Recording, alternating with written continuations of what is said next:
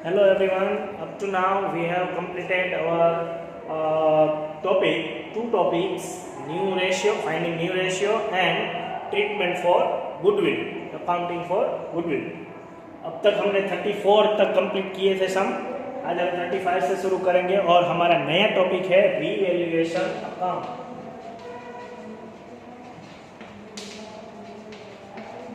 ये टॉपिक हम आज सीखेंगे। रीवैल्यूएशन अकाउंट आप सबको आता है, उसकी जर्नल भी आती है आपको, लेकिन एक बार फिर से याद कर लेते हैं हम। ये सैंपल के लिए है आपके सामने, पर्टिकुलर अमाउंट, यही फॉर्मेट है सिर्फ। और इसमें आपको क्या करना है, फर्म की एसेट्स और फर्म की लायबिलिटी दोनों रीवैल्यूएट होगी। असेट्स अगर इंक्रीज हो तो प्रॉफिट होगा, असेट्स अगर डिक्रीज हो तो लॉस होगा। लायबिलिटी अगर इंक्रीज हो तो लॉस होगा, लायबिलिटी अगर डिक्रीज हो तो प्रॉफिट होगा। वो आप समझ सकते हैं। अगर आपका खुद का फर्म हो, आपकी असेट्स इंक्रीज होने लगी तो आपको प्रॉफिट होगा, डिक्रीज होने लगी तो लॉस होगा। आपके फर्म में आपकी लायबिलिटी ज़्यादा हो जाए तो आपको लॉस होगा, लायबिलिटी कम हो जाए तो आपको प्रॉफिट होगा। ये वाला फॉर्मूला आपको इसमें अप्लाई करना है। अगर प्रॉफिट हुआ तो रिवैल्यूएशन क्रेडिट साइड लिखना है, अगर लॉस हुआ तो रिवैल्यूएशन डेबिट साइड लिखना है। अब आगे 35 और 36 सम हम ओरल सॉल्व करते हैं, क्योंकि उसमें एक एक सेंटेंस दिए हैं। उसमें आपको सिर्फ ये जानना है कि प्रॉफिट हुआ है या लॉस, तो वो हम ओरली सॉल्व कर लेते हैं। उसके बाद जो हम प्रैक्टिकल सम जब करेंगे, मतलब अकाउंट बनाने के लिए जो सम करेंगे, तो आपको बैलेंस शीट और वो सब दिया गया होगा, तब हम ये अकाउंट भी बनाएंगे। अभी आपको जर्नल करनी है तो मैं आप सबकी जर्नल बोलूँगा यहाँ पे। जर्नल में भी यही फॉर्मूला अप्लाई करना है आपको। अगर कोई ट्रांजैक्शन में प्रॉफिट हो गया तो रिवैल्यूएशन अकाउंट क्रेडिट करना है, अगर लॉस हुआ तो रिवैल्यूएशन अकाउंट डेबिट करना है। ओके, फर्स्ट 35th में first unrecorded investment exist of 5000 hence to be accounted. Okay, पहले एक कोई असेट्स हमारे पास नहीं थी, वो अब आ रही है। अनरिकॉर्डेड इन्वेस्टमेंट है ये। अनरिकॉर्डेड इन्वेस्टमेंट अगर अब आपकी बैलेंस शीट में आप लो तो आपकी असेट्स जो है वो इंक्रीज हो जाएगी, मतलब हमारा प्रॉफिट हुआ।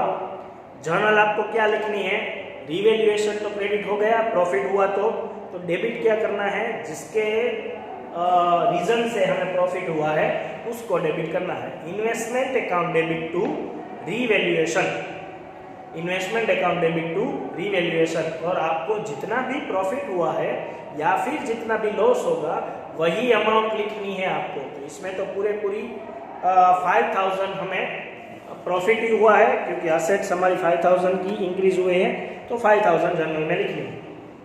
Second, unrecorded liability towards suppliers for 1500 are to be accounted. Okay, unrecorded liability अब बढ़ गई हमारी, तो लायबिलिटी अगर इंक्रीज हो गई तो हमारा लॉस हुआ है, लॉस रिवैल्यूएशन डेबिट होगा और अकाउंट में हम डेबिट साइड लिखेंगे। तो जर्नल क्या होगी, revaluation account debit to unrecorded liabilities, या फिर सिर्फ लायबिलिटीज आप लिख सकते हो।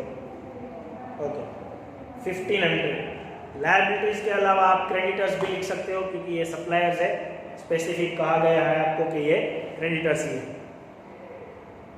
Third, a creditor of 600 will not be claim hence to be return back. Okay, आपको क्रेडिटर को 600 पे नहीं करने हैं। Creditors will not claim 600 rupees, तो पे नहीं करने हैं। आपकी लायबिलिटीज डिक्रीज हो गई तो आपको प्रॉफिट होगा। आपको प्रॉफिट हुआ तो रिवैल्यूएशन क्रेडिट होगा, तो जिसकी वजह से प्रॉफिट हुआ है वो डेबिट होगा। Creditors account debit to revaluation 600, creditors account debit to revaluation 600। Okay, इसके बाद जो 36 है वो भी ओरली ही सॉल्व करेंगे, क्योंकि उसमें भी ट्रांजैक्शन ही दिए है आपको, उसमें भी प्रॉफिट लॉस ही फाइंड करना है। 36 कहीं पे अगर काउंटिंग आए तो मैं आपको यहाँ पे एक्सप्लेन कर दूंगा काउंटिंग। द वैल्यू ऑफ, उसमें first the value of furniture is to be increased by 10,000। Okay, value of furniture increase, furniture increase हुई तो असेट्स इंक्रीज हुई हमारी, furniture account debit to revaluation, profit हुआ हमारा। The value of furniture to be increase to 40,000, book value of furniture 20,000। Okay, language दोनों में अलग अलग है, दोनों में ठीक है प्रॉफिट ही हुआ है लेकिन दोनों में लैंग्वेज अलग अलग है। उसमें फर्स्ट ट्रांजेक्शन में इंक्रीज्ड बाय 10,000 तो हमें बुक वैल्यू देखना नहीं पड़ेगा क्योंकि 10,000 का प्रॉफिट कंफर्म है। इंक्रीज्ड बाय 10,000 मतलब 10,000 तक इंक्रीज हो गए।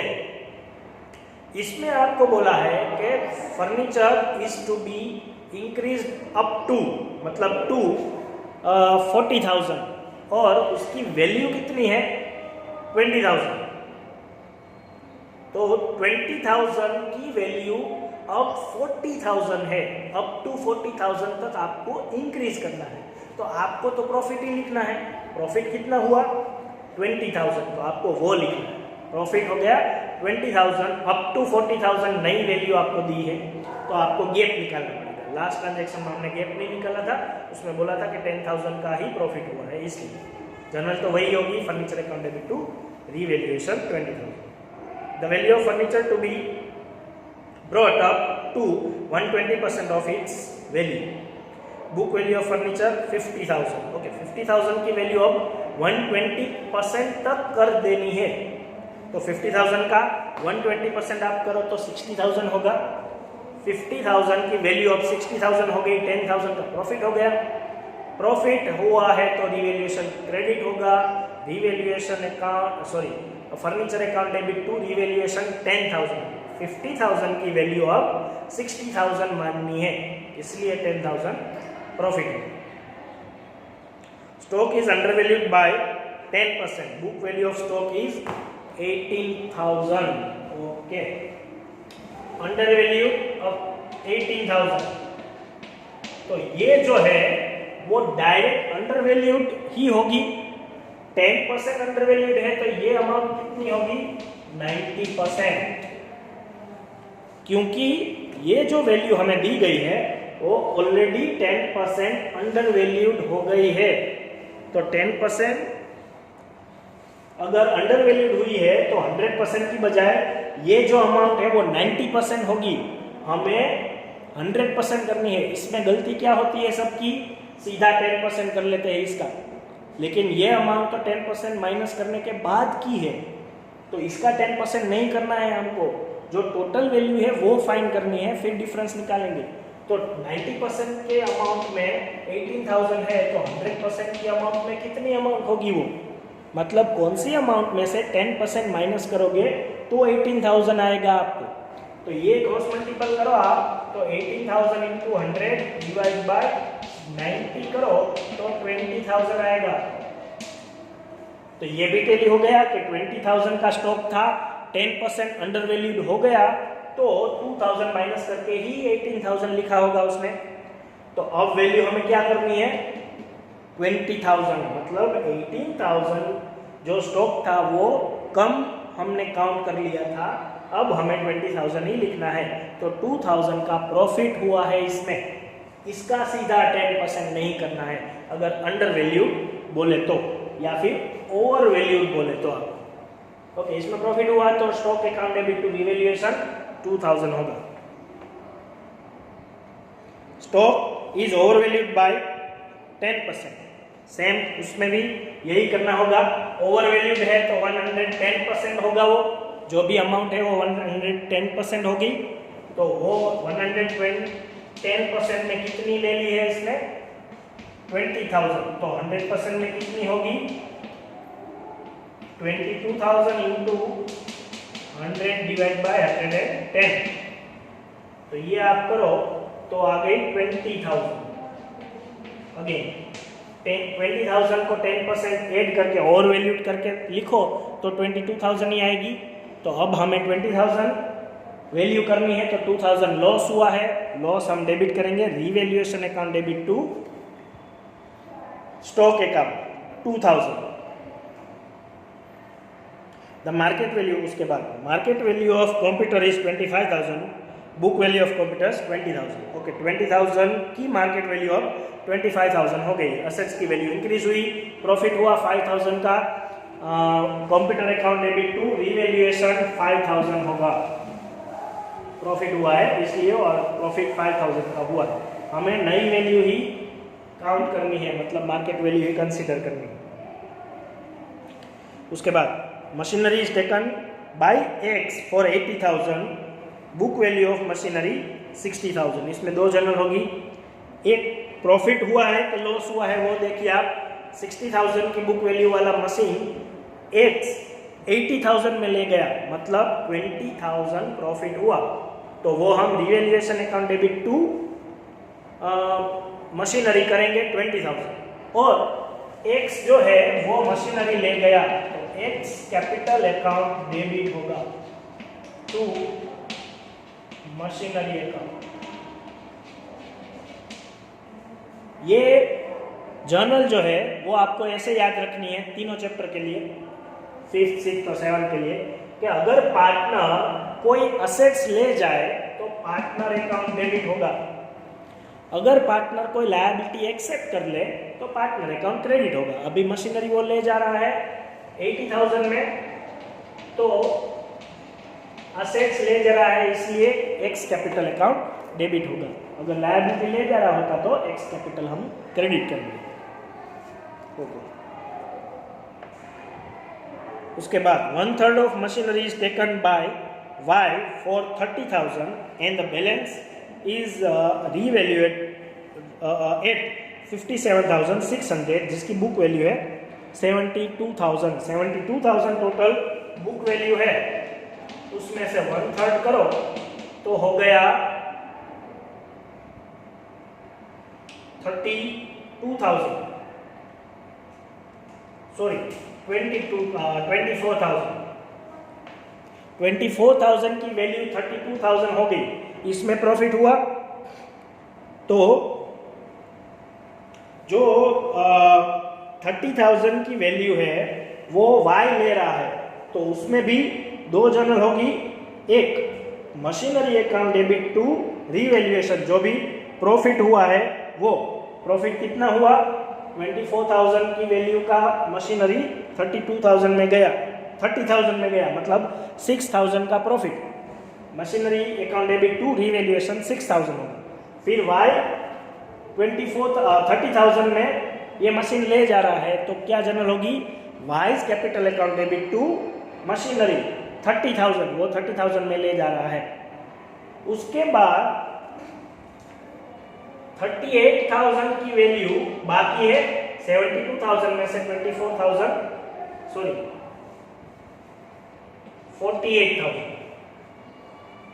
48,000 की वैल्यू का मशीनरी अभी भी हमारे पास है, 1/3 24,000 ले गया, और बाकी का रिमेनिंग 48,000 हमारे पास है, उसकी वैल्यू 57,600 हो गई।